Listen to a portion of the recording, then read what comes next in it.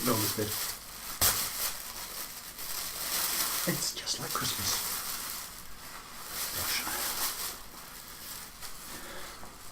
Gosh. Well, top of the pile is number 33, which is one of the post-Ditko ones. Surprisingly good condition, but that's not what we're here to look at. So this is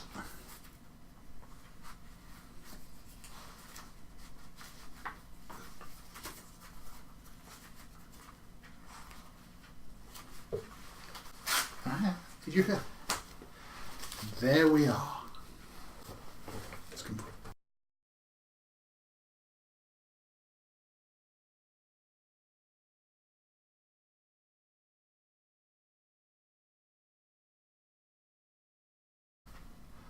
Surprisingly good condition, actually. Cover has completely come off. Someone's tried to tape it. Just one tiny bit of tape on it. No back cover.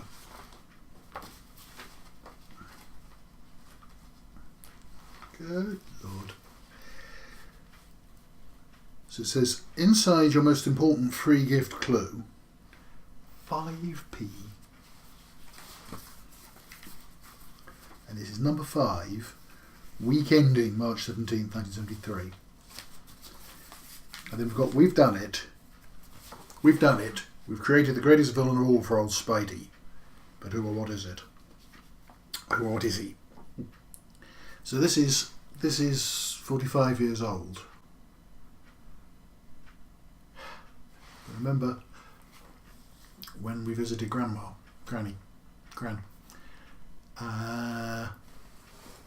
We'd sometimes be given old comic book annuals that my dad would have had when he was a kid. Things with names like Teddy Tales, The Magnet. They seemed ancient. They seemed like from a different world, they almost felt Victorian. This is as far back.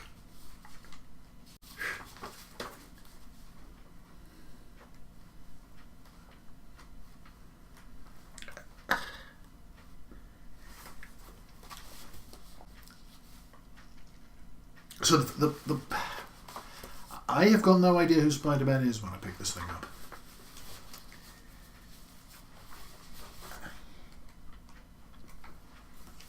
Spider-Man isn't at all well known as a character. I suppose I have some awareness of Superman and Batman. I think there was a TV advert for Spider-Man that would have been a month before this came out, in which someone in a Spider-Man suit climbed up a building, like they did in the Batman TV series, On One Edge, I suppose. Rumour has it that the person in the Spider-Man costume was Stan Lee. I don't know if that's true or not.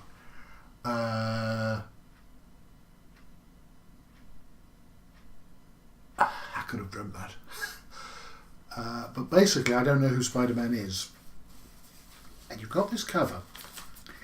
It's not a typical cover. Well, it's not a typical cover even of the period that it was reprinting. It's basically taken the American Ditko cover almost exactly, but those two panels there, which would have been frames from the story, have been replaced by adverts for the backup strip, which is Thor. But that is just the Ditko page straight. The thing about it, if you imagine, I'm looking at that, it's almost totally abstract. I mean, Spider-Man is a figure. I didn't know he had a costume at that point. For all I know, they could have been, body tattoos. I think I almost wanted them to be his skin or his body. I didn't know that was a costume. I don't know who Spider-Man is. Look, by the way, at the size of the the eyepieces, they're tiny. The Thicker can draw the eyepieces from small to huge. He's squirting a web at this this thing in the background. There's no context to it. It's not happening in any place. What is that? What is? I mean, I can now look at it and say there's a superhero and a supervillain in a costume. There's no context as to what's happening there. I mean, again, I can see because I've read the story that the villain is dissolving Spider-Man's webbing, but it's just two figures, weird figures. It doesn't say who they are. Doesn't say what they are. It doesn't promote the story. And the text is we've done it. We've done it. We've created the greatest villain of all for old Spidey. I think that's the first time Spider-Man is called Spidey. But who or what is he?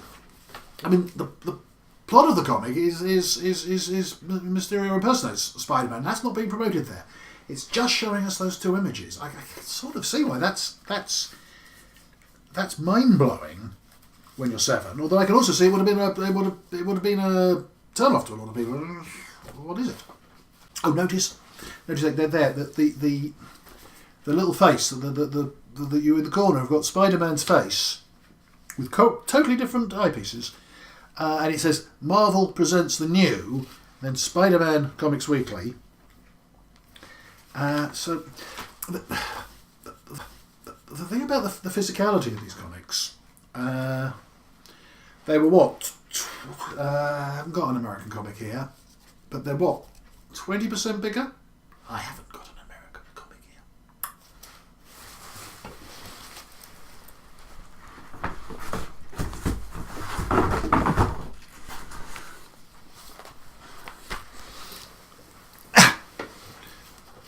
Yeah, they're what? 20% bigger than an American comic. So the art is larger. The art is larger, which I think sometimes improves it. Sometimes shows up the flaws, I don't know. But yeah. It's black and white, or rather, it's two-coloured. Look. They take the original American artwork and they shade it in one colour. So that's red. Now that's okay, but they've only got one kind of ink. So now at the back of the comic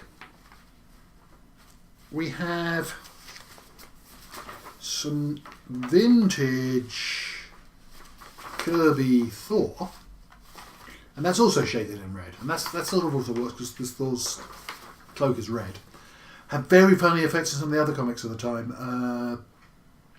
The Mighty World of Marvel, because the main character was the Hulk, it meant that the Fantastic Four and Daredevil were shaded in green, which is weird.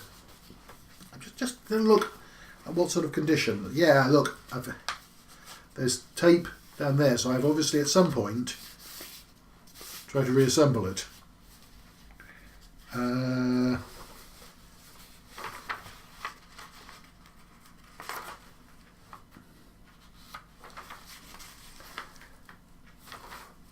Oh, it's not bad. It's not red. Not even shaded all the way through. Look, that page. It's just line drawings. Hang on. Oh, we'll look at the middle pages in a minute. The thing which is very surprising, just looking at this, I was looking forward to doing the. Ooh, look, Spangles. Adverts for chocolate. There's no advertising. Oh God, we've got a magazine called Inside Football and Striker with a picture of. Is that George Best? I suppose that's George Best. And hang on. Free stamp collectors advert. Two free stamp collectors outfits. those things where they're stamp dealers that deal in approvals and sending packs of stamps out and you send them back, and they're obviously trying to get kids interested by free stamp albums and free tweezers, and then a bag of stamps that you have to send back. Oh, that's interesting. Oh god, it's not Kirby Thor. It's Larry. No. Oh, it is Kirby Thor. Oh gosh. Now that's interesting. That's a. Hang on. Look.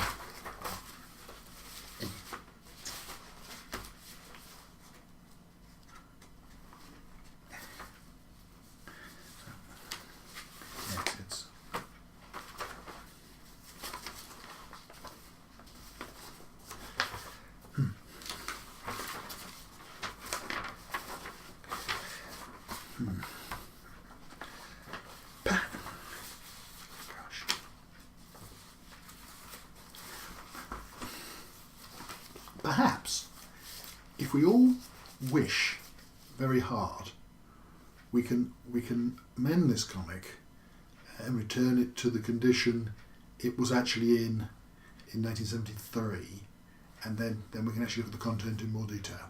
So just we all wish very, very hard. My word! I've mended it. Okay.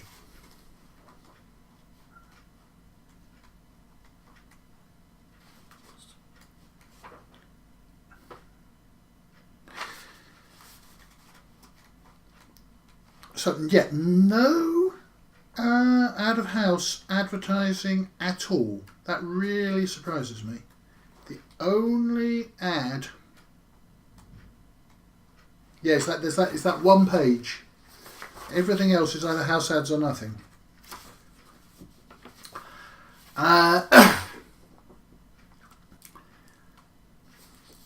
So there's the cover. Now look at the back page. I wonder whether I looked at this back page before I looked inside. I don't know. The back page has got two things. It's got an advert for the Mighty World of Marvel 24, which is the one in which the Fantastic Four meets the Hulk. So almost before I'd read Spider-Man, I'd seen that, which is the Thing and Mr. Fantastic and the Torch, and the Hulk is hiding for them, thinking another second and I'll destroy them all. And there's also a little picture of Daredevil. So, and again, it's nothing like anything in British comics. So I know this is a world where there are lots of weird characters, including a bloody green monster. The very next issue of this was the Spider-Man. It was the Hulk appears in Spider-Man's, where the Green Goblin traps Spider-Man in a cave where the Hulk is hanging out. So way before I've actually read any Hulk comics, I've got this thing that this is a world where you can just sort of wander through a cave and there's a big green monster waiting there. I remember interpreting him as an angel. I can remember that, thinking there's this floaty thing behind them. I guess he looks a little bit like Casper the Friendly Ghost, doesn't he? But I remember, and he's saying woo, and he's saying Hulk is nearby, I can feel it, which sounds like a very mystical thing. I mean, obviously Johnny Storm isn't that at all. But I had for a long time had that sense that the Human Torch was some sort of floaty angel. And then there's this. There's the advert for Foom. Now, I think this was almost as big a part of me being turned on to the comics as the comics. It's tiny print. Foom. I'm 7. Foom. The wildest, wackiest, most way-out idea since Irving Forbush combed his hair in the pencil sharpener. What? Who? What? I still don't understand that. It's bolder, bigger than any fan club in the history of comics, and what's more, it's going to be run by all of us Merry Marvel madmen ourselves. That was meaningful in America because the previous fan club, Marvel Mania, had been licensed and the fans had been ripped off, apparently. So that's why it says that. Stan the Man, who do I know Stan the Man? Stan the Man Lee is head Fuma. And here we've got presented with pride by one of the most famous teams in comics, Stan Lee, author, Steve Ditko, artist. Now, that's poison that it's written like that, but Stan Lee, author, Steve Ditko, artist, and then here we've got Stan the Man Lee is head Fuma, jaunty Jim Steranko, who is Minister of Information, and Rascally Roy Thomas and your other bullpen biggies will all be sharing the fun. But hang on, hero, because here's the best part. Here's what you get as soon as you sign and you join the Fellowship of Foom. And then we've got the membership kit. Posters in a magazine and the membership card, which I've still got, I think. Yeah, my Foom membership card.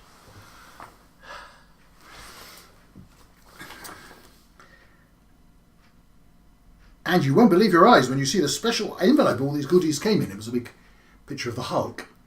50p, including postage and handling. That's actually quite expensive. And for comic is 5p. That's the cost of 10 comics. Don't know what that was in Mars bars, but that actually sounds quite expensive. And then you've got an address, which is actually an address in the UK. And this is brilliant. It says, "I've no conscience. I'm willing to take advantage of you big-hearted guys. So here's my measly 50p. Rush my big bargain food membership kit immediately. 2. Please print clearly." And it said only 50p, including postage and handling. Please have 4 weeks for delivery. I've still got this on my wall. But you've got the tiny little picture of the poster.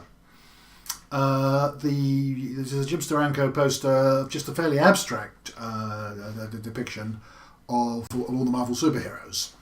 You can't really see it there, but you've got someone else in a cloak. You've actually got someone's feet, which I guess is Daredevil, and that's the Vision, and that's Black Bolt. I mean, I can't possibly know any of that. But it's a black guy with wings and a guy with a red face. So it's all, I'm getting that Marvel Universe sense before I've started. The other thing, it's we've got here one of Spider-Man's former enemies, Electro, a full-page poster of Electro. Now that comes from the first Spider-Man annual, the Sinister Six story, which was a 100-page comic that was like 45-page Spider-Man strip, and it was bulked out with background stuff, with how Spider-Man's powers work, and these posters of all the previous villains. So again, I'm looking at that. I've never read that comic before. I guess I've never heard of him. I must see Electro, I suppose, when they get around to the Sinister Six story. It would be the first time I saw Electro. I don't know what colour he is. It's black and white, so I don't know if he's bright green. But whoa, Spider-Man's known for the sinisterly clever uses to which he puts his awesome power. Electro is truly one of the most unusual villains rampant today. Woo. And then we've got middle pages somewhere. Look. So we've got, again, this is fantastic. Thor and Spider-Man. It's coming closer and closer. The answer to the secret of thy free mystery gift doth approach. And Spider-Man says, "Hang on, tigers, because here's your third cataclysmic clue." That's not how Spider-Man talks in the comic. Whoever's done that has scripted him as he'd be being scripted in the 70s. That's a writer. Probably a writer artwork. So the clue is what's better than the drawing, and then you've got clue number 1 from issue 3. It's a real swinger. Clue number 2. It's taken from real life. 3. What's better than a drawing? What the real gift turns out to be is a photograph of Spider-Man. Presumably the same thing in the advert, actually. But they spent a lot of time promoting this. There's the coupon that you have to collect and snip out. Is Doctor Octopus again? I don't know that, but it's another, all this stuff is being thrown at me. I never actually followed up on this, but it was actually selling back issues for 10p a time. And next issue, don't dare to miss it, oh sensational stalwart, because that's when we start telling you exactly what these clues mean. Hang on. And then we've got Stanley's soapbox with a picture of him. We can't really see what he's like there. Well, the results are in. The new Spider-Man Comics Weekly is just as big a hit as the Mighty One of Marvel. And now this is a good time as any to personally thank every one of you for being the most wonderful fans any gang of goofy writers ever had. If Marvel's still on top of the heap, it's your enthusiastic support that has put us there. If Marvel miraculously manages to give you the kind of stories, the kind of thrills you really want, it's your lilting letters that have taught us how. And if we occasionally come up with a clinker, then go hang your head, hero, because whatever we do, you're the one who's responsible. You've got this hipster. Oh, and a letters page. I just wanted to let you know how much I enjoyed the Spider-Man Human Torch battle in the Mighty One of Marvel 19. I know Spidey is primarily a loner, but I still got a kick out of seeing him teamed up with your other great stars. Are there any other future meetings planned for our friendly neighbourhood Spider-Man? I sure hope so.